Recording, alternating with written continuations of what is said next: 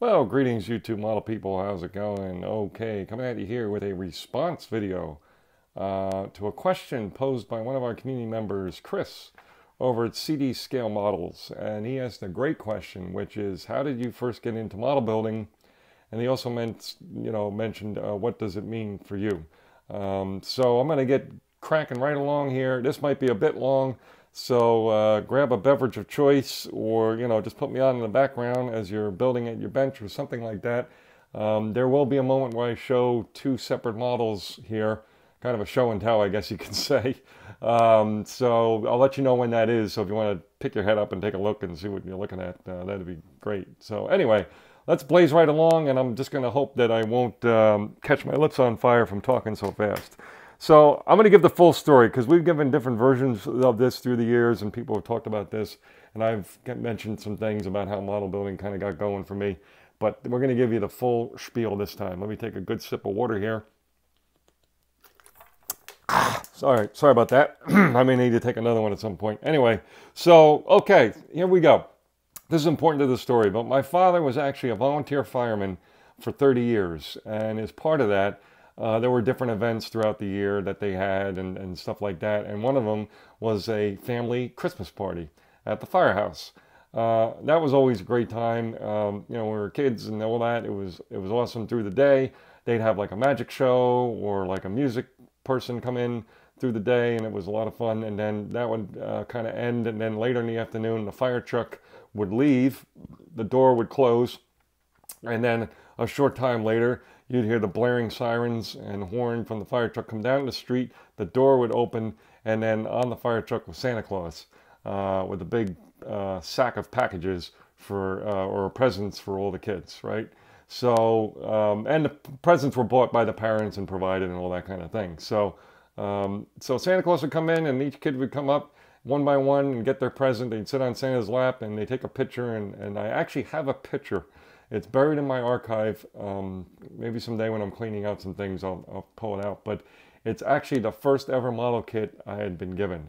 And the interesting thing was, I have an older brother. He was there too, of course, and he got a model kit as well. But we also got another toy or item with that. So I think what it was, I didn't know this for sure, but I think my parents thought, you know what? Maybe they'll like this model kit thing, but maybe not, so we'll give them two things. Again, they can do whatever they wanted. They bought the gifts. So we each got a model kit, and interestingly enough, I don't remember what I had or was given. All I know, it was a car, some sort of car. My brother, interestingly enough, I remember what he got. He got a Spitfire plane. So I remember it used to actually hang on the wall in our room. So interestingly enough, after he built it. So he didn't paint it or anything, and he tried to put a decal or two on. It was, glue everywhere. It was a real, typical of that time frame when you're young and you build your first model kit. Or when you're old and you build your first model kit. It's not very good, right? Anyway, fast forward a small handful of years. We basically, my best friend lived right across the street from me, and we saw this new item that was hitting the market that was really popular. Got a lot of commercial, that they put up, out there promoting this electric trucking racetrack kind of thing. Now, there's been tracks and racetracks for years with loops and stuff you can get, but this was big rig trucks, and we both loved it. It was called US 1 Electric Trucking, I think, by Tyco. And so we said, we both wanted for Christmas, and we each got one for Christmas, and we live right across the street, we say, from each other. So after a little while, we got this genius plan to say, well, let's combine them both together, and we'll create this giant trucking set. And it was actually super cool. We did it in my basement. I had the most space at the time to do that, and so that was awesome. And then right around that same time, interestingly enough, my cousin, who was a couple years older than me, actually was getting into HO trains, and I saw that he had these structures and buildings and water tower and different things you can put next to the trains, and I said, oh, that is super cool. And so my parents brought me to, I think it was KB Toys, it may have been Toys R Us, to get my first ever model kit. And I don't know why I picked this one as my first, but this is the first model kit I still have that I built. Now here's where you might want to take a look at the screen. It's this HO scale Howard Johnson's restaurant kit. And it's got all the markings of a a first-time kit. Glue everywhere, things are crooked, all that kind of stuff. I think they still have this kit that you could buy. So I've thought of actually getting one and building it again just for fun.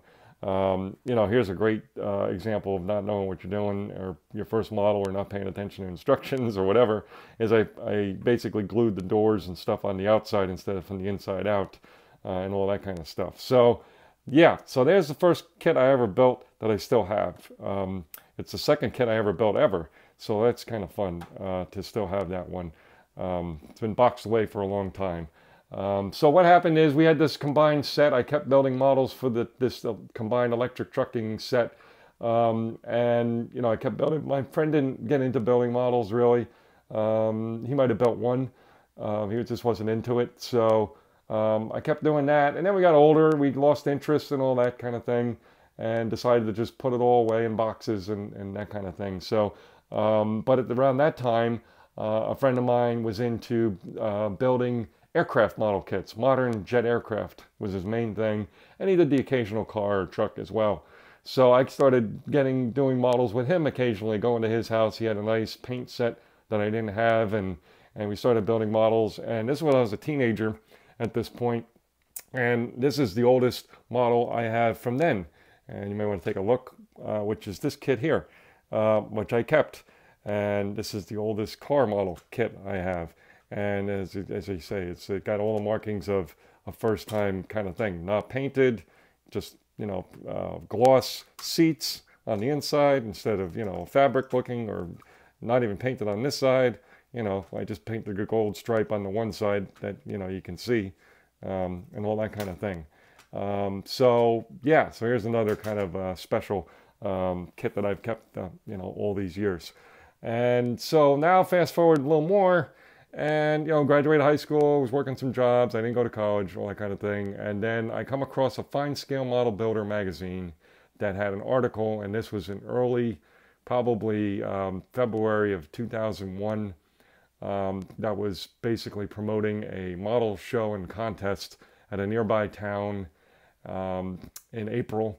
So I went to that show, and there it was. That was the moment where I just completely escalated my hobby into a whole nother world, because I'd never been to a show before, never seen or heard of half the stuff they were talking about, and all the vendors and everything you could buy and all the accessories and everything. It was just incredible, and the amount of detail people had in their model kits, and all the different categories that were represented. So yeah, that was a big deal. April of 2001.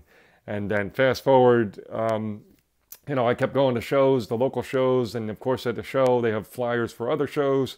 So I just kept going and going and going, and all that kind of stuff. And it just became more and more significant in my life, and it's been a great thing. The YouTube thing, I was following for a while, like 2011, 2012, and then in 2013 decided to start my own channel, and we've been going ever since. And yeah, so that's how it all started for me, guys. Sorry, it's been a long story here. I apologize. I'm not a great storyteller as well. Sorry about that. But yeah, that's how it basically goes. It's become pretty much probably the second most involved hobby that I partake in today, and has been for the number of years now, where I spent the most time and money with. Music, probably spending a little bit more time and money with, and travel. That's expensive, of course. So I think that just surpasses model building, but model building is a close second. And basically it means a lot to me. It means a tremendous amount to me. And being on YouTube is really what keeps me going. I'm not sure I would even be anywhere near interested in what I am in it if I wasn't involved with you guys on YouTube. So again, thank you to the community to keep things going. It just keeps getting bigger and better. And yeah, that's my full story. Again, sorry for the long video, and I look forward to hearing your story.